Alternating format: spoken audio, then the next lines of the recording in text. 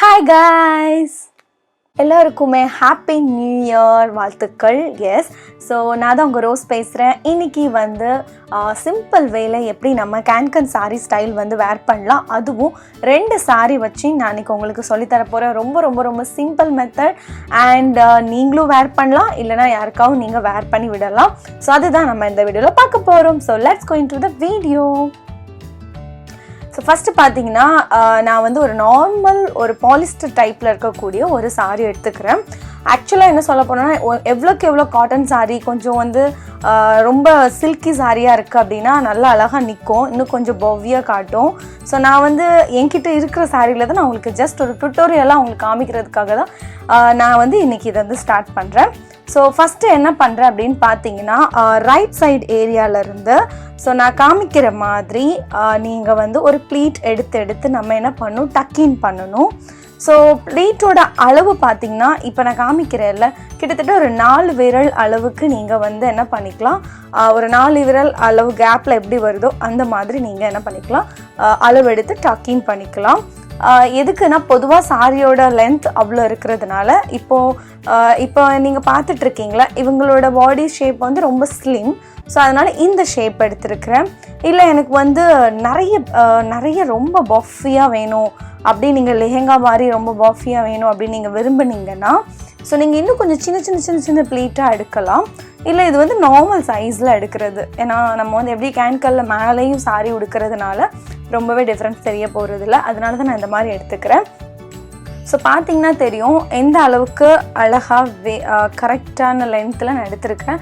And இன்னொரு விஷயம், பின்னாடி லென்த் எப்படி போனாலும் நோ ப்ராப்ளம், நம்ம எப்படினாலும் ஃப்ரண்ட்டில் வந்து ஆல்மோஸ்ட் கவர் ஆயிரும்.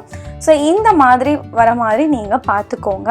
ஈவன் நீங்கள் உங்களுக்கு நீங்களே வந்து வேர் பண்ணுறீங்க அப்படின்னா ரொம்ப ஈஸி தான். ஃபஸ்ட்டு நீங்கள் ஃப்ரண்ட்டில் ஃபுல்லாக வந்து டக்கின் பண்ணிவிட்டு ஜஸ்ட் அந்த பாவடையை வந்து லைட்டாக ஃப்ரண்ட்டில் பேக்கில் இருக்கிறது வந்து ஃப்ரண்ட்டில் எடுத்துட்டிங்கன்னா அகைன் நீங்கள் டக்கின் பண்ணிக்கலாம்.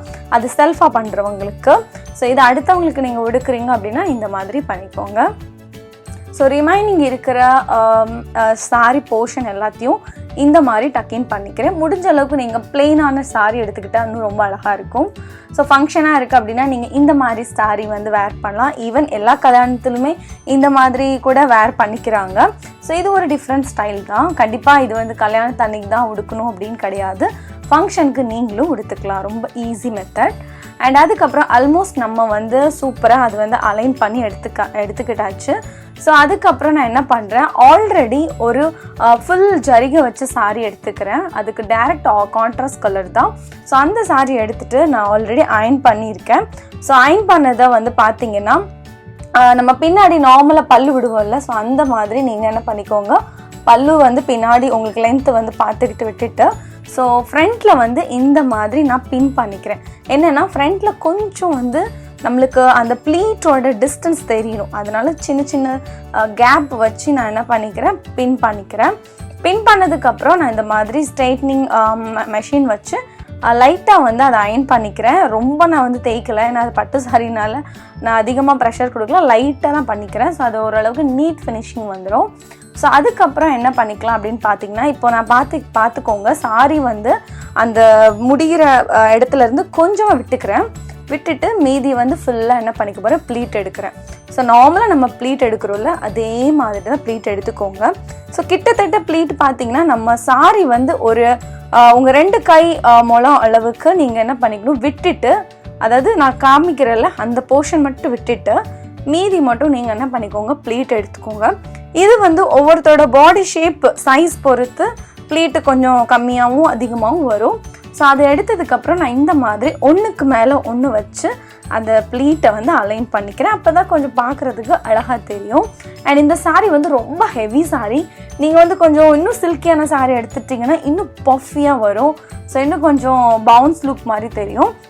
ஸோ இப்போ காமிக்கிறேன்ல, இந்த மாதிரி வச்சுட்டு டக்கின் பண்ணிக்கோங்க. அண்ட் பொதுவாக வந்து நீங்கள் கேன்கன் சாரி விடுக்கிறீங்க அப்படின்னா நீங்கள் ப்ளவுஸ் வந்து கொஞ்சம் ஹிப்பு வரைக்கும் இருக்கிற மாதிரி நீங்கள் போட்டுக்கலாம். பட் இது வந்து நார்மல் ப்ளவுஸ்னால கண்டிப்பாக பேக் வந்து இவ்வளோ போர்ஷன் தெரியும். ஆனால் நீங்கள் என்ன பண்ணிக்கோங்க, லெஹெங்காவில் எப்படி கொஞ்சம் நம்ம கீழே வரைக்கும் ப்ளவுஸ் தைப்போம்ல, அந்த மாதிரி தைச்சிட்டு நீங்கள் இந்த மெத்தட் உடுத்திங்கன்னா ரொம்பவே அழகாக இருக்கும்.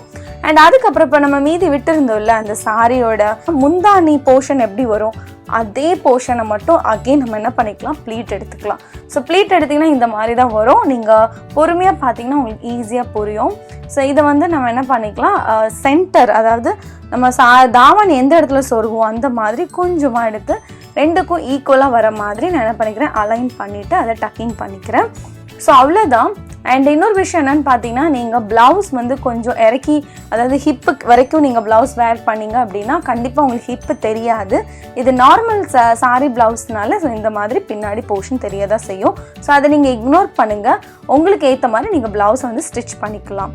ஸோ இப்போ என்ன பண்ணிக்கிறேன், இந்த சைடில் மட்டும் கொஞ்சம் சேஃப்டி பின்னால் நான் செக்யூர் பண்ணிவிட்டு ஸோ ஆல்மோஸ்ட் நம்மளோட சாரி வேர் வந்து முடிஞ்சிட்டு. ஸோ இதுதான் ஓவரால் ஃபினிஷிங். ஸோ இடுப்பில் வந்து நீங்கள் என்ன பண்ணிக்கலாம், ஒட்டியான கூட போட்டுக்கலாம். இது வந்து இப்போ நம்ம ரிசப்ஷன் லுக் இல்லை, ஜஸ்ட் நம்ம ஒரு ஃபங்க்ஷனுக்கு நீங்கள் போகிறீங்கன்னா எந்த மாதிரி கேட்டால் போகலாம் அதுதான் இந்த சாரியில் உங்களுக்கு வேர் பண்ணி காட்டியிருக்கிறேன்.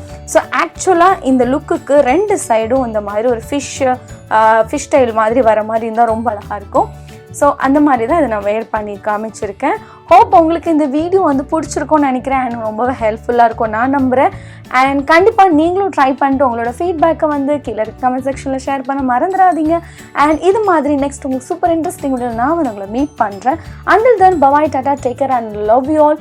அண்ட் ஃப்ரெண்ட்ஸ் எல்லோருக்கும் இனிய புத்தாண்டு நல்வாழ்த்துக்கள். கண்டிப்பாக இந்த வருஷம் உங்கள் ட்ரீம்ஸ் எல்லாம் கம்ஸ் ட்ரூ ஆகணும்னு நான் இறைவனை வேண்டிக்கிறேன். அண்ட் எப்போது ஹெல்த்தியான ஹாப்பியான லைஃப் வந்து அமையணும்னு நான் வாழ்த்திக்கிறேன். ஸோ எல்லாருக்கும் பாய்.